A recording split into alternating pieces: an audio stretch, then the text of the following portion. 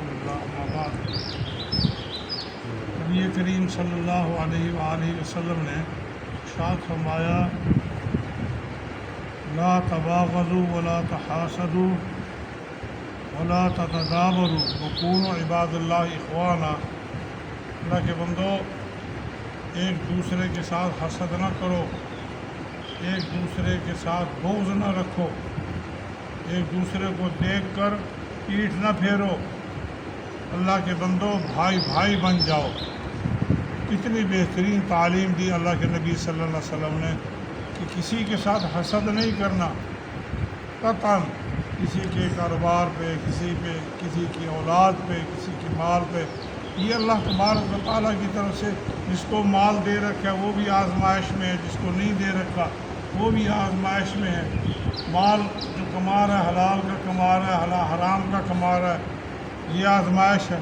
حلال کا کما رہا ہے، حرام کا نہیں کما رہا، خرچ کا کر رہا ہے، حرام پہ خرچ کر رہا ہے، آزمائش ہے۔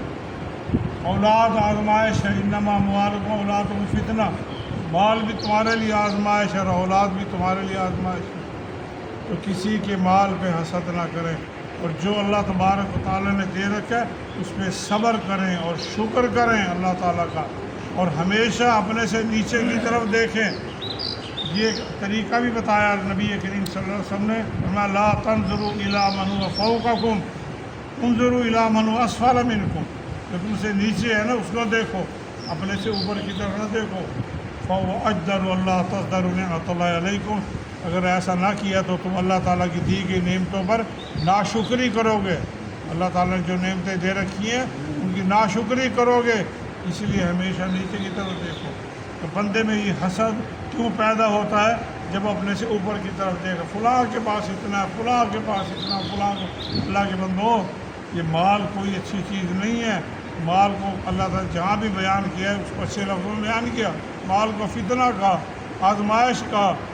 تو کوشش کرنی چاہیے بندے کو حسد سے اپنے دین کو صاف رکھے، کسی کے ساتھ بغض نہ رکھے، کسی بھی قسم کا، دل کو صاف رکھے۔ مومن کا کام نہیں ہے کہ کسی کے ساتھ بغض رکھے اور ایک دوسرے کو دیکھ کر منہ نہ پھیرے، سلام نہیں کیا منہ پھیر لیا، اس طرف کر لیا۔ اللہ کے نبی نے منع فرمایا، ایسا نہیں کیا، ایسا نہیں کرنا تم نے، بلکہ ایک مومن بھائی کا دوسرے کے ساتھ اچھے انداز میں اچھے چہرے کے ساتھ ملنا یہ صدقہ ہے، ہنس کر ملنا صدقہ ہے اس کے لیے۔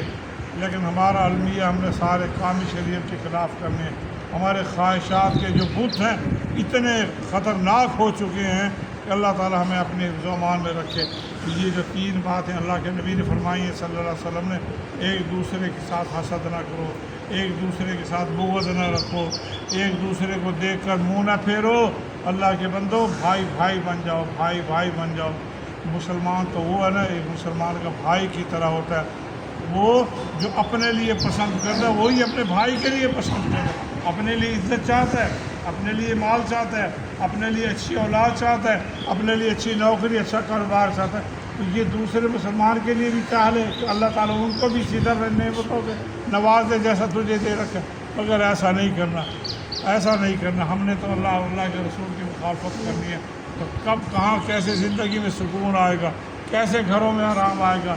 یہی وجہ ہے، یہ روحانی بیماریاں انسان کی زندگی کو تباہ کرنے والی ہیں۔ ان بیماریوں سے بچے۔ سر درد ہوتا ہے، پیٹ درد ہوتا ہے، کوئی بیماری فوراً علاج کراتے ہیں، لیکن یہ جو بیماریاں ہیں ان سے بچنے کی کوشش کرے بندہ۔